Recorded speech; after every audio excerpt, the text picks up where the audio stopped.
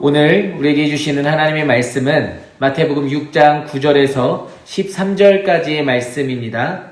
마태복음 6장 9절에서 13절까지의 말씀 우리 함께 한 목소리로 봉독하겠습니다. 그러므로 너희는 이렇게 기도하라. 하늘에 계신 우리 아버지여, 이름이 거룩히 여김을 받으시오며 나라가 임하시오며 뜻이 하늘에서 이루어진 것 같이 땅에서도 이루어지이다.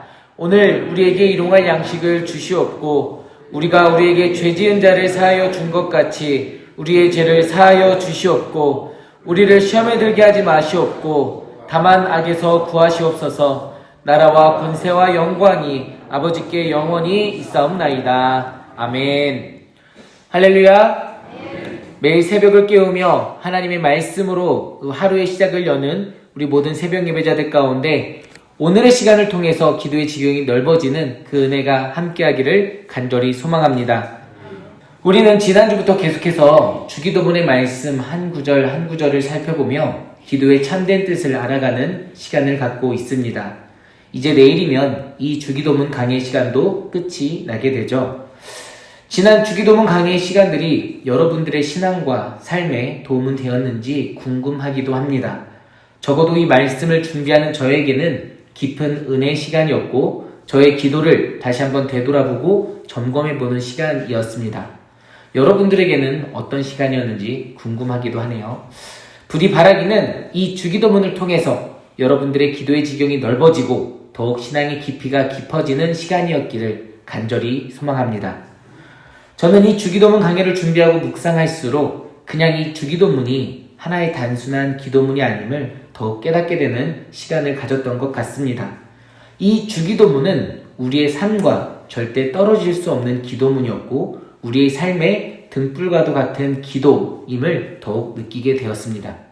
지난 2000년간 우리 그리스도인들의 기도의 모범이었고 기도의 길라잡이였던 이 기도문이 여러분들에게도 단순히 외우고 끝나고 말아버리는 그런 어떤 주문 같은 그런 기도가 아니라 살아있는 기도가 되어 여러분들의 삶을 변화시켜 나갈 수 있기를 간절히 소망합니다. 또한 그렇게 변화된 여러분들이 이 성동교회를 변화시키고 나아가서는 하나님의 나라가 이 땅 가운데 이루어지는 그 역사에 함께 참여하게 되기를 간절히 소망합니다. 이렇게 말씀드렸듯 주기도문은 그저 하나의 주문으로 남아서는 안 됩니다. 시간이 지나도 변하지 않는 그 하나님의 참된 뜻이, 우리를 향하신 하나님의 뜻이 이 주기도문 속에는 남아 있습니다. 우리가 함께 이 기도문을 외우고 함께 고백할 때에 우리는 이 주기도문대로 살아가겠다는 결단을 매일같이 하고 있는 것이죠. 그러므로 주기도문은 우리의 삶이 되어야 합니다. 이 자리에 계신 분들이라면 적어도 우리의 신앙이 그저 생각하고 사고하고 사유하는 수준에 머물러서는 안 된다는 것을 알고 계시는 분들이라 믿습니다. 우리가 하나님의 은혜로 구원받은 그리스도인이라면, 의롭다 칭함을 받은 그리스도인이라면 그에 합당한 삶의 모습이 주어져 있다는 것을 우리는 기억해야 합니다. 그리고 이 주기도문은 그 삶의 모습의 방향키가 되어서 우리의 삶을 이끌어 줄 것입니다. 그리고 매일같이 우리가 함께 이 기도문을 고백할 때마다 다시 한 번 더 우리의 그 삶의 모습을 상기시켜 줄 것입니다. 새벽 기도회가 끝날 때 암송하고 고백한다고 해서 아싸 이제 예배가 끝났다 하는 그런 신호의 기도문이 아니라 조금은 여러분들에게 이 기도문이 무겁게 다가가고 그 의미가 더욱 되살아나서 여러분들의 삶을 돌아보고 그렇게 살아가게 되기를 간절히 축복합니다. 그런 의미에서 오늘은 주기도문 강의 7번째 시간으로 우리를 시험에 들게 하지 마시옵고 다만 악에서 구하시옵소서의 이 말씀을 통해서 여러분들과 함께 은혜를 나누고자 합니다. 목사님, 오늘은 두 문장인 것 같은데요? 라고 여쭤보실 수 있는데요. 내일 주기도문 강의를 마무리해야 되기 때문이기도 하고 다른 문장들도 다 서로 깊은 연관성이 있지만 이 두 문장은 더욱 깊은 연관성이 있기에 함께 다루고 넘어가고자 합니다. 여러분, 우리의 삶은 결단코 평탄한 길만 있는 것은 아닙니다. 우리 성동교회 교인이시라면 지금 제가 말씀드리는 것이 무엇을 의미하는지 다들 알고 계실 거라 믿습니다. 매 주일마다 담임 목사님을 통해 풀어지는 욥기의 말씀을 통해서 우리는 이미 그 사실에 대해 묵상하고 알고 계실 것입니다. 그리고 오늘 우리가 함께 살펴보는 이 시험이라는 것이 우리가 그동안 알고 있던 것과는 달리 하나님께서 허락하신 것이라는 것도 우리는 알고 있습니다. 우리는 이 사실을 마태복음 4장에서도 예수님이 시험 받으시는 부분에서 확인할 수 있게 되죠. 마태복음 4장 1절의 말씀입니다. 그때 예수께서 성령에게 이끌리어 마귀에게 시험을 받으러 광야로 가사. 그렇습니다. 예수님은 지금 마귀에게 이끌려 시험을 억지로 받으러 가시는 것이 아닙니다. 성령에게 이끌리어 라고 표현을 하죠. 즉 마귀가 예수님뿐만 아니라 우리를 유혹하고 흔들 때에도 사실은 그 유혹이 하나님에게서 오는 시험이기도 하다는 것을 우리는 기억해야 한다는 것이죠. 우리는 모두 예수를 믿고 그리스도인이 되었다면 잘 사는 삶, 행복한 삶을 꿈꾸며 살아가게 됩니다. 그것이 나쁜 것은 아닙니다. 다만 무엇이 성경적으로 잘 사는 삶이며 행복한 삶인지 우리는 생각하고 돌아봐야 합니다. 그저 우리 앞에 어려움이 없다고, 그저 우리 앞에 시험이 없고 나쁜 일이 일어나지 않는다고 그것이 꼭 잘 사는 삶이고 행복한 삶은 아닙니다. 어노인팅의 복이라 라는 곡이 있습니다. 아주 짧은 곡인데요. 그 곡 가사에는 이렇게 적혀져 있습니다. 주님과 함께하는 것이 복이라. 주님의 마음 아는 것이 축복이라. 주님과 함께 걷는 것이 복이라. 주님의 사랑 노래함이 행복이라. 주님 주신 복이라. 여러분들은 무엇을 행복이라고 고백하며 살아가십니까? 우리 앞에 어려움이 놓여져 있어도, 고난이 찾아와도 그 길을 주님과 함께 걸을 수 있다면 그것이 우리에게 복이고, 그 가운데서 주님의 사랑을 노래할 수 있으면 그것이 우리에게 행복임을 고백할 수 있는 우리 모두가 되기를 간절히 소망합니다. 그리고 그 복과 행복을 고백할 수 있는 마음은 우리의 이 시험이 하나님께서 허락하셨으며 그 시련을 허락하셨을 때는 하나님께서 능력과 하나님의 보호하심 또한 우리 가운데 허락하셨음을 잊지 마시기 바랍니다. 고린도전서 10장 13절의 말씀입니다. 사람이 감당할 시험 밖에는 너희가 당한 것이 없나니 오직 하나님은 미쁘사 너희가 감당하지 못할 시험 당함을 허락하지 아니하시고 시험 당할 즈음에 또한 피할 길을 내사 너희로 능히 감당하게 하시느니라. 바울의 이 말은 하나님께서 시험도 주시지만 이를 이길 힘도, 이에 대응할 방법도 우리에게 허락하고 계시다는 사실이죠. 그런데 참 아쉽게도 이러한 시험은 넓은 의미로 바라본다면 어느 특정한 때나 고비 때만 찾아오는 것이 아니라는 겁니다. 사실은 매 순간 우리가 선택하며 살아가는 그 모든 순간이 우리의 시험이기도 합니다. 당장의 예를 들자면 어떤 회사원에게 한 가지 기회가 주어졌습니다. 승진도 할 수 있고 돈도 많이 벌 수 있는 기회입니다. 하지만 그러려면 동료를 깎아내려야 합니다. 그렇다면 여러분은 어떤 선택을 하시겠습니까? 이처럼 그냥 우리 삶 속에 일어나는 모든 순간이 시험의 순간이며 그에 따라 우리의 성품도 형성이 되게 됩니다. 시험의 모든 순간, 선택의 모든 순간, 그 선택에 따라서 우리의 삶의 모습이 차곡차곡 쌓이게 되고 그 쌓인 모습은 결국 우리의 성품과 우리의 삶의 모습, 우리의 습관이 되기도 하죠. 사실 우리가 그리스도인이 아니라면, 이 세상의 방법대로 살아가도 되는 사람들이라면 그저 우리의 유익을 쫓아서 살아가고 그저 세상적으로 좋아 보이는 것만 선택하면 살아가면 되니 이것은 시험이 아니겠죠. 하지만 여러분, 우리는 예수 그리스도를 만났고 그에게 빚진 자가 되었고 그분의 일용할 양식으로 살아가는 존재가 되었습니다. 그렇기 때문에 우리의 매 순간의 선택은 시험이 되는 것이죠. 하지만 여러분, 반대로 이야기하면 이 시험은 하나님께서 우리 자신을 빚어갈 기회를 주고 계시는 겁니다. 하나님은 인격적인 분이시기 때문에 우리를 억지로 끌고 나가거나 억지로 선택하게 하지 않으십니다. 그 모든 선택의 순간 우리의 선택을 바라보시며 그 선택마저도 선으로 바꾸셔서 우리의 삶을 인도해주고 계시다는 사실을 우리는 잊어서는 안 됩니다. 그리고 그때에 우리가 이 간구를 떠올릴 수 있어야 하는 것이죠. 매일 우리가 이 주기도문의 간구를 함께 고백하는 이유, 바로 그 시험의 순간 속 하나님의 방법을 떠올리고 하나님 나라의 법칙을 떠올리며 작은 선택일지라도 그 선택이 하나님 나라의 임재를 구하는 방향으로 나아가게 되는 우리 모든 성도님들이 되기를 소망합니다. 그리고 그럴 때에 그 선택들이 모여서 여러분들의 습관, 여러분들의 삶의 모습이 되고 우리를 더욱 그리스도의 장성한 믿음의 분량에 이르게 한다는 그 믿음을 갖고 살아갈 수 있기를 바랍니다. 또한 여러분, 우리가 이 고백을 하나님 앞에 하게 될 때에는 우리의 힘만으로는 하나님께서 주시는 시험에 그리고 이 세상의 유혹에 이길 수 없다는 고백이기도 합니다.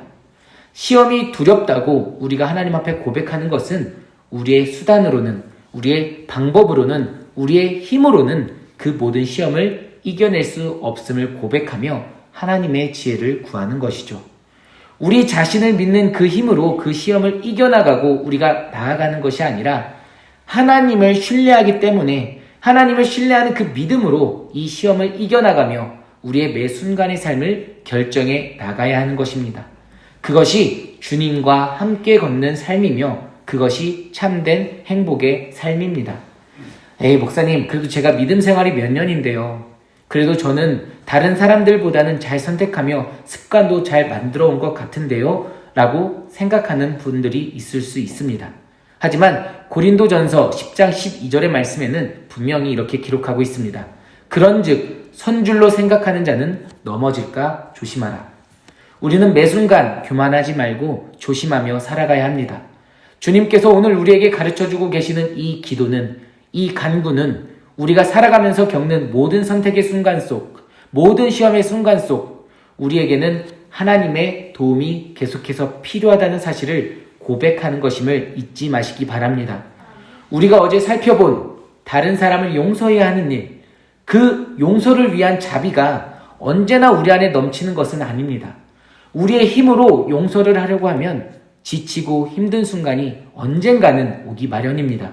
우리의 힘을 맹신하는 순간 우리는 그 시험과 유혹에 넘어가고 있다는 것을 잊어서는 안 되며 매일 이 간구로 우리의 삶을 돌아볼 수 있어야 합니다. 그래서 예수님께서는 제자들에게 이렇게 말씀하고 계십니다. 마태복음 26장 41절의 말씀입니다. 시험에 들지 않게 깨어있어 기도하라. 마음에는 원이로되 육신이 약하도다. 늘 깨어 우리가 기도해야 하는 이유, 우리의 힘을 의지할 수 없기 때문이며 하나님께서 주시는 힘과 지혜의 방법을 구하고자 함임을 기억하시기 바랍니다. 그렇게 우리의 시험을 이겨나간다면 이제 우리가 두려워해야 할 것은 그것은 그러한 시험이나 어려움이 아니죠. 그 시험과 어려움은 이제 하나님께서 주신 그 힘으로 이겨나갈 수 있게 되었습니다. 그렇다면 우리가 진정으로 두려워해야 할 것은 오늘 말씀 속에 나오는 바로 악이라는 것입니다. 바로 다만 악에서 구하시옵소서 간구가 뒤따라 나오는 이유이기도 하죠. 베드로전서 5장 8절에는 이렇게 기록하고 있습니다. 근신하라 깨어라 너희 대적 마귀가 우는 사자같이 두루다니며 삼킬 자를 찾나니. 삼킬 자를 찾으며 다니는 마귀와도 같은 악의 권세가 우리를 둘러싸고 삼킬 자를 찾고 있다는 것. 이러한 악의 권세가 있다는 것은 성경 곳곳에 나와 있는 사실입니다. 여기서의 악이란 단지 나쁜 일, 아프거나 하는 그러한 것을 의미하는 것이 아닙니다. 이에 대해서 후스토 곤잘레스라는 신학자는 이렇게 이야기합니다. 악은 단지 우리가 행하는 어떤 일이 아니라 우리를 속박하는 어떤 일, 우리가 반드시 벗어나야 하는 어떤 일이다 라고 말이죠. 좀 어렵게 느껴지실 수도 있는데요. 예를 들어서 노예를 학대하는 주인과 시스템이 있다면 여기에서의 악은 그 노예를 만들어내는, 그 노예의 학대를 만들어내는 제도 자체라고 할 수 있습니다. 단순히 노예를 학대하는 것이 악이 아니라 그 학대를 만들어내는 제도와 사회가 악이 될 수 있는 것이죠. 세상 속에 새에게 필요한 것은 단순히 모이와 물이 아닐 겁니다. 그 세장이라는 틀에서 벗어나 자유롭게 하늘로 날아가는 것이 그 새에게는 해방이며 구원이 될 것입니다. 그렇기 때문에 악에서 구하소서라는 간구는 단순히 우리의 어려움을 피하게 해달라는 것에 차원을 넘어서는 간구이기도 합니다. 우리가 처해 있는 그 노예제도라는 것에서 그리고 새 장에서 우리를 해방시켜달라는 간구의 내용이죠. 죄의 노예로 살아갈 수밖에 없는 우리를 그 죄된 세상 법칙 가운데에서 건져내 주셔서 그 가운데에서 자유함을 회복시켜달라는 간구의 내용이기도 합니다. 그래서 로마서에서 사도 바울은 그 악에 대해서 이렇게 이야기하고 있지 않습니까? 로마서 7장 21절에서 24절까지의 말씀입니다. 그러므로 내가 한 법을 깨달았노니 곧 선을 행하기 원하는 나에게 악이 함께 있는 것이로다. 내 속사람으로는 하나님의 법을 즐거워하되 내 지체 속에는 한 다른 법이 내 마음의 법과 싸워 내 지체 속에 있는 죄의 법으로 나를 사로잡는 것을 보는도다. 오호라 나는 공고한 사람이로다. 이 사망의 몸에서 누가 나를 건져내랴. 누가 이 사망의 몸에서 나를 건져내랴. 악이 여전히 도사리고 있는 그 상태에서 누가 자신을 건져내 줄 것인지 사도 바울은 외치고 있습니다. 악의 세력이, 악의 권세가 그만큼 강하다는 의미이기도 하죠. 하지만 여러분, 하나님께서는 예수 그리스도의 그 십자가 사건과 부활을 통해서 그 악의 권세를 이미 이기셨습니다. 그렇기 때문에 우리는 하나님께서 우리를 악에서 건져내 주시기를 하나님께 악에서 구하소서 간구할 수 있게 되었습니다. 초기 교회의 교부였던 이레나이우스는 이에 관련해서 이렇게 이야기했습니다. 예수님의 구속 사역이 없었다면 인간은 영원히 죄에 매인 상태였을 것이고 죄의 존재와 권세는 무한하고 돌이킬 수 없었을 것이다. 이런 복속 상태로 영원히 사는 삶에서 인간을 자유롭게 해주기 위해서는 하나님께서 죽음을 도입해야 할 만큼 이 복속 상태는 강력했다. 그렇습니다. 예수 그리스도의 죽음과 부활은 그 죄의 권세에서 악의 권세에서의 해방의 사건이며 승리의 사건입니다. 예수 그리스도는 그 악의 권세를 감히 그들은 따라할 수 없는 그 희생으로 그 사랑의 모습으로 이기고 이미 승리하셨습니다. 그리고 그 승리를 예수 그리스도를 믿고 따르는 우리들에게도 주셨고 지금도 주시고자 한다는 것이죠. 그러므로 우리는 매일같이 그 악에서 구해지기를 하나님 앞에 간절히 간구하고 기도하고 있습니다. 그런데 여러분, 분명한 것은 우리에게 있어서 이 악의 권세에서 완전하게 해방되는 날은 예수님께서 이 땅 가운데 다시 오시는 그날, 하나님의 그 약속이 성취되는 날임을 우리는 기억해야 합니다. 우리가 이 세상 가운데서 사는 동안 우리의 삶 가운데 계속해서 유혹이 있을 것이며 악의 권세가 계속해서 우리를 위협해 올 것입니다. 그렇다면 오늘 우리가 살펴보는 이 주기도문의 기도가 단순히 그 마지막 날을 바라보며 인내하고 견디라는 말은 아닙니다. 물론 이 기도를 함으로써 우리는 인내의 힘 또한 기를 수 있는 것이 사실입니다. 하지만 분명히 이 기도는 현재를 위한 간구이기도 합니다. 우리가 용서를 해야 할 때도 지금이며 우리가 일용할 양식을 구해야 할 때도 지금이고 악에서 해방되어서 자유함 속에 살아가야 하는 것도 지금 이 순간입니다. 우리 삶의 이런 영적 전쟁은 계속되겠지만 우리의 머리 되시는 예수 그리스도의 지체이기 때문에 우리는 그 지체이기 때문에 장차 다가올 그 승리를 지금 이 순간 미리 맛보며 살아갈 수 있는 권세를 누리게 되었습니다. 이에 대해서 후스토 곤잘레스는 계속해서 이렇게 이야기하고 있습니다. 하나님의 은혜 덕분에 우리에게 잘못을 저지른 사람들을 용서할 수 있다는 사실을 깨달았을 때 우리는 그렇게 미래를 미리 맛본다. 형제와 자매가 우리를 용서해 줄 때 우리는 그 미래를 미리 맛보고 누린다. 일용할 양식을 공공한 사람들과 나눌 때 우리는 그 미래를 미리 맛보고 누린다. 그러므로 간구인 동시에 더 나은 미래에 대한 신뢰의 말인 이 기도는 그 장래의 기쁨에 우리가 현재 참여한다는 하나의 표징이다. 그렇습니다. 우리가 이 기도를 하면서 미리 하나님 나라의 기쁨을 맛볼 수 있는 것은 우리의 힘이나 우리의 덕이나 우리의 능력 때문이 아닙니다. 이미 이 땅 가운데에서 그 승리를 위해 죽음의 길을 걸어가신 그리고 부활하셔서 그 모든 권세에서 승리하시고 우리를 해방하신 예수 그리스도 때문입니다. 그리고 오늘의 간구와 주기도문을 우리가 고백하는 것은 바로 그 하나님 나라의 기쁨에 참여하기 위한 우리의 다짐임을 기억하시기 바랍니다. 그리고 그 고백 가운데 우리의 죄성을 하나님 앞에 바르게 고백하고 인정하는 것이 이 해방의 시작임을 믿으시기 바랍니다. 하나님이 우리를 미워하시기 때문에 우리의 죄를 고백하는 것이 아닙니다.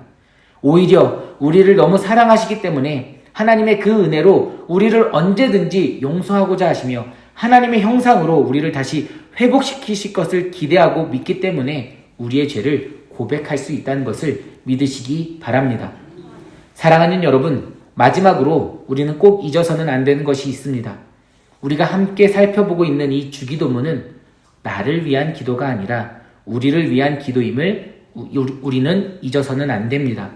그리고 이 우리에는 단순히 여기에 모인 우리 성동교회 성도님들 뿐만이 아니라 수세대에 걸쳐 이 기도를 고백하고 믿은 모든 사람들이 포함된 우리라는 것입니다.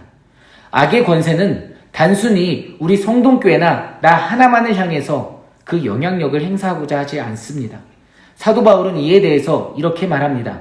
로마서 8장 18절에서 23절까지의 말씀을 제가 3번역으로 읽어드리겠습니다. 현재 우리가 겪는 고난은 장차 우리에게 나타날 영광에 견주면 아무것도 아니라고 나는 생각합니다. 피조물은 하나님의 자녀들이 나타나기를 간절히 기다리고 있습니다. 피조물이 허무에 굴복했지만 그것은 자의로 그렇게 한 것이 아니라 굴복하게 하신 그분이 그렇게 하신 것입니다. 그러나 소망은 남아 있습니다. 그것은 곧 피조물도 썩어짐의 종살이에서 해방되어서 하나님의 자녀가 누릴 영광된 자유를 얻으리라는 것입니다. 모든 피조물이 이제까지 함께 신음하며 함께 해산의 고통을 겪고 있다는 것을 우리는 압니다. 그뿐만 아니라 첫 열매로서 성령을 받은 우리도 자녀로 삼아 주실 것을, 곧 우리 몸을 속량하여 주실 것을 고대하면서 속으로 신음하고 있습니다. 모든 피조물이 함께 신음했습니다. 모든 피조물이 함께 고통을 겪었습니다. 그러므로 우리는 이렇게 기도하는 것이죠. 우리를 시험에 들게 하지 마시옵고 다만 악에서 구하시옵소서. 그렇게 말하면 사도 바울은 25절에 이렇게 마지막으로 고백하고 있습니다. 그러나 우리가 보이지 않는 것을 바라면 참으면서 기다려야 합니다. 우리는 이 땅 가운데서 예수님께서 다시 오실 것을 믿는 그리스도인입니다. 그렇기 때문에 우리는 이 영적 전쟁의 미래를 알고 있습니다. 그 최후의 승자가 누구에게 있는지 우리는 이미 알고 있습니다. 그렇기 때문에 우리는 인내하며 기다릴 수 있습니다. 하나님의 손 안에 이 모든 것이 있다는 것을 믿기에 우리는 오늘도 주기도문의 고백을 하나님 앞에 드리며 오늘 하루 나의 삶이 하나님께 속해 있기를, 이 기도의 내용대로 살아가기를 결단하며 다짐하며 묵묵히 걸어갈 수 있게 된 것입니다. 그리고 그 길에 여러분 혼자 있는 것이 아니라 우리가 함께 하고 있으며 지난 2000년간의 믿음의 선조들도 우리와 함께 했음을, 그리고 성령님께서 알 수 없는 탄식으로 우리를 위해 중보하고 계심을 마음속에 품고 오늘 하루를 승리함으로 살아갈 수 있게 되기를 간절히 소망합니다. 기도하겠습니다.